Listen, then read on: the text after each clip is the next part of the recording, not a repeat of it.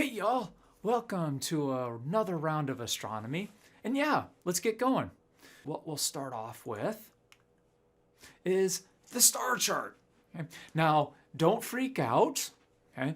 You do not need to know all of this today or tomorrow for that matter. You do not have to have this whole thing memorized right away. Okay? We are going to break this into 3 chunks so that we work our way up. So the first chunk is going to be these interior stars that I have labeled in gray right here in the center of our figure. That is what I'll refer to as star chart 1.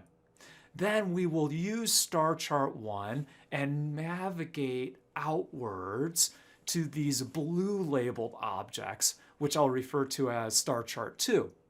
And then finally, star chart 3 will be navigating further outwards to incorporate these red labeled objects. Now, why do I have you memorize this? Aside from just the, hey, it's astronomy, you should have an idea about the night sky, also it will help us navigate. So for example, I have this. What are you actually looking at right now? Yeah. You could probably just get it off the basic outline, right? You are looking at the United States. Okay. Now, the second question I'll ask of you is, how do you know that this is the United States? Yeah. Since grade school, we've kind of started memorizing the general outline of the United States. Now, the second thing, you could probably guess what each of these dots represents. Okay? In fact, I can make it a little bit easier if I start labeling some of the dots, right? Indianapolis and Cincinnati. Okay? And my idea here, or the thing I want to convey to you, is the idea that once you have the general shape kind of memorized, and you know where a couple of cities are, you can start getting an idea about navigating around even if you don't know all of the cities. For example, if I said, which city is this down here? Okay. Knowing that you're dealing with the United States, knowing that you're dealing with major cities, you can kind of get an idea about what city this is. Now, can you say for certain? No. Hey, well, maybe if you're a lot better about major cities in the United States, maybe you can do better than I can. Okay? But you can say, you could narrow it down, right? It's got to be Tallahassee, Orlando, Miami. It's got to be one of those. Right? And then, but you're in the right area. Okay? We are going to do the same thing with the star chart. The idea I have for you is that I want you to memorize some of the major cities in the night sky, some of the brightest stars in the night sky. And once you have those cities and the corresponding states memorized, then when you're reading some article in the New York Times or you're listening to a podcast and they start mentioning some of these cities, you can get an idea about where they are in the night sky. Okay? Now, sometimes they won't mention the city, but they'll mention the state. Oh, it's in the constellation Orion. And you can kind of get the right idea in the night sky based on what you've already memorized. Okay? Now, of course, you don't have to stop with the star chart. If you really get jazzed, then keep memorizing, keep going. Okay? The more that you have memorized, the easier it'll be to find some of these astronomical events that occur in space. Okay? Well, let me give you a map of the cities and the states. Oh, excuse me, I'll give you a map of the states. Now, the night sky is divided up into 88 different states. Of course, we usually don't use the term states, we call them constellations. So the first thing that we're going to start with star chart 1 is naming conventions. Okay?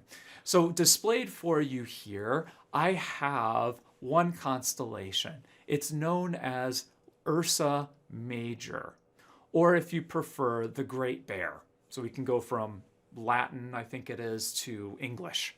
Okay? The Great Bear. You do not need to have the abbreviations memorized.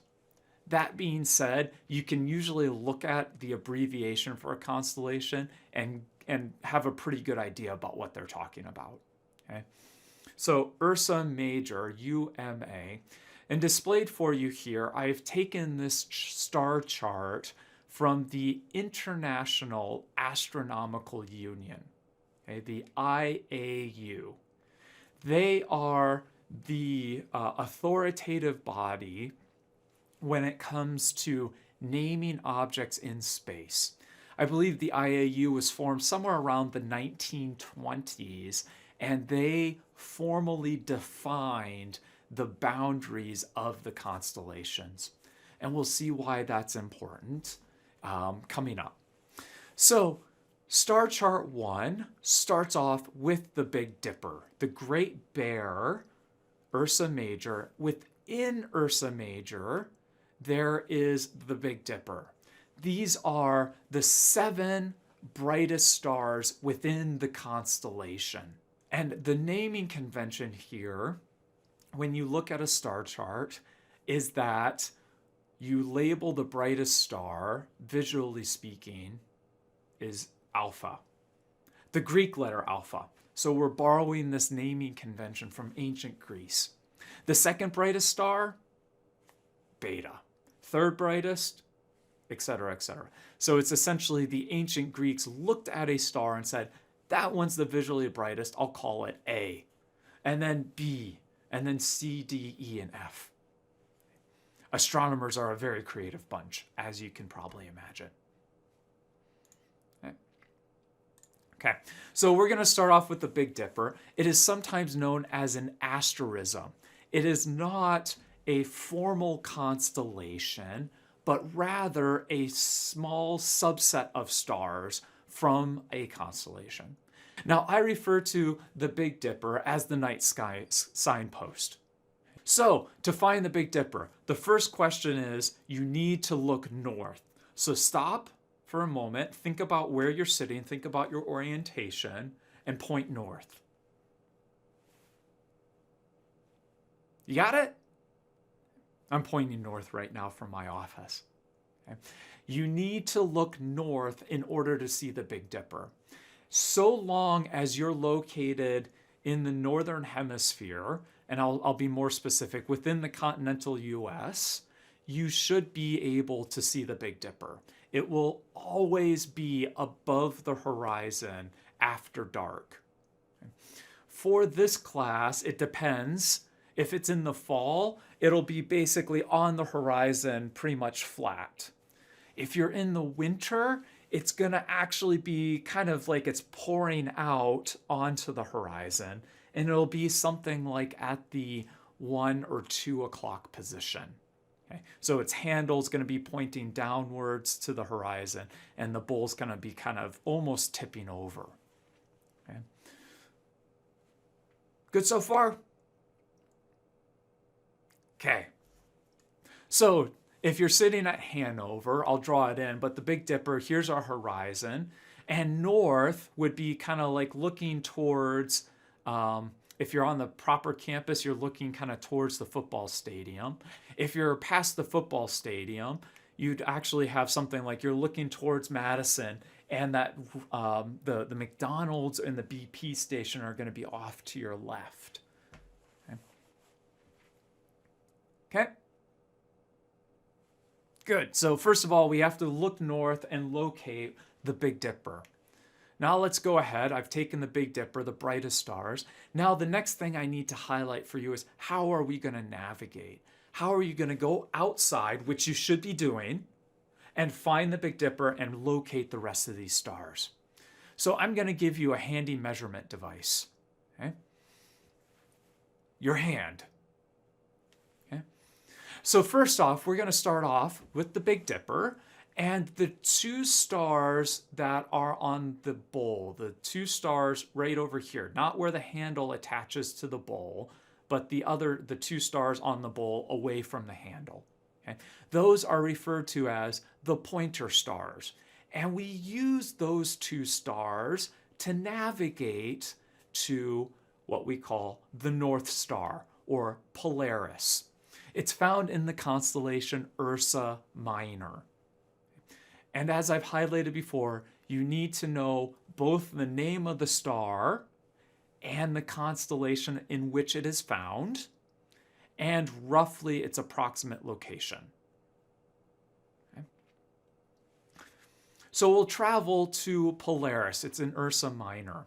Now let me give you an idea about figuring out roughly how far. If you go out tonight, you want to know, do I have to go, way far up, or do I have to look down? How far should I look? Okay. So the first thing I'll say is that we're going to use angular distances. So you can imagine for a minute, if you point to the topmost pointer star in the Big Dipper and you point at Polaris, there will be an angle between your two arms. Okay? You could get a protractor out, have a friend take the protractor and measure the angle. Okay? There's an easier way to kind of eyeball, to roughly estimate the angle using your hand. And it goes like this. Take your hand, close it, closed fist. Okay. Hold your closed fist out at arm's length. Okay. Roughly speaking, when you have your closed fist out at arm's length, roughly speaking, the angle from the bottom of your fist to the top of your fist is about 10 degrees. Say you want a smaller one. Say you want 5 degrees. That is about the width of 3 fingers held out at arm's length. So again, taking a protractor and measuring from one side to the other from the shoulder is about 5 degrees. You want 1 degree? Pinky held out at arm's length. Okay. Maybe you want larger. Okay. So 10 degrees isn't large enough. If you do like the hang 10 symbol or the yellow symbol in sign language, hold it out at arm's length, that's about 20 to 25 degrees.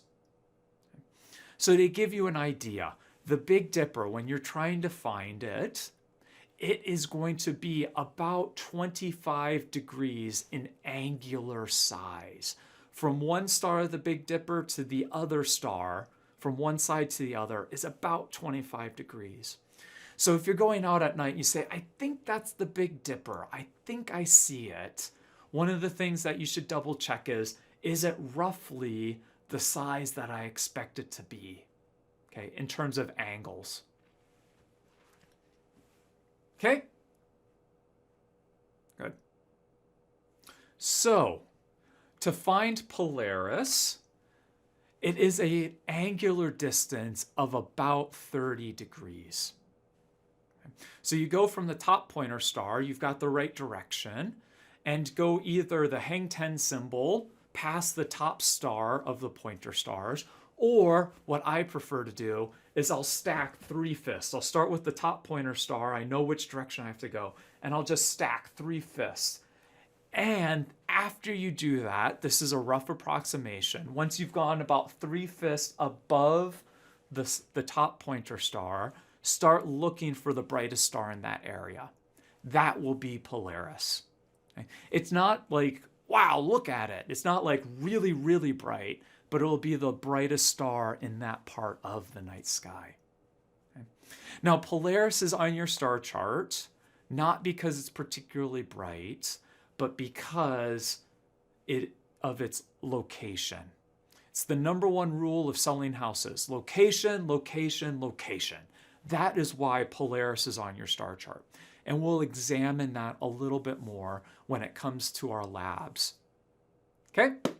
So now we're going to work our way clockwise around the Big Dipper. We've taken the 2 pointer stars. We've gone from the bottom of the bowl through the top of the bowl. We go about 3 fists in distance and we get Polaris. Next up, I'm going to start where the bowl attaches to the handle. I'm going to run through the top of the bowl, and I'm going to go something like 40 degrees. You'll run into a star called Capella in the constellation Auriga. And this will be above the horizon starting in the late fall all the way through early summer. Okay, so if you go out at night, late fall to early summer, it should be above the horizon. Next up, we're going to work our way clockwise. We're going to start where the handle attaches to the bowl. We'll go kitty corner. Okay? And again, we're going to go something like 40 or 50 degrees. And we will run into a pair of stars, which are roughly the same in brightness. The one closer to Capella being Castor, the one below being Pollux. Okay? And it's very fortunate that there are two stars that are roughly the same brightness, because the constellation in which these two stars are found is Gemini, otherwise known as the twins. Very convenient for us. Okay? We'll keep going. So the next one, we are going to start where the handle attaches to the bowl. We're going to go down through the bottom star of the bowl, and we're going to go something like, again, 30 to 40 degrees, right in this region of the sky. Okay? And we'll run into a constellation, Leo the Lion, and the star is Regulus. Next up, we are going to take where the handle attaches to the bowl, and we're going to go down through the handle. We are going to follow the arc of the handle to arrive at a star called Arcturus. So we follow the arc to arrive at Arcturus, and it's in the constellation Boots. The last two stars for your star chart 1, okay, we are going to now take the bottom star. So rather than taking the place where the handle attaches to the bowl and going through the bottom star to Regulus, we're going to go the opposite direction. So we're going to start out this bottom star. We're going to go up through where the handle attaches the bowl. And this one's a far distance. This is about 60 to 70 degrees. Okay? And we're going to run into a pair of stars. The left one being Vega in the constellation Lyra, the harp. The right star, as imaged here, okay, the right star is going to be Deneb in the constellation Cygnus, the swan. Caw, caw. Okay, so that's what we have here. You have 8 named stars, excuse me, I forgot one. You have 8 named stars and 8 constellations, and that will form the basis of star chart 1. Okay?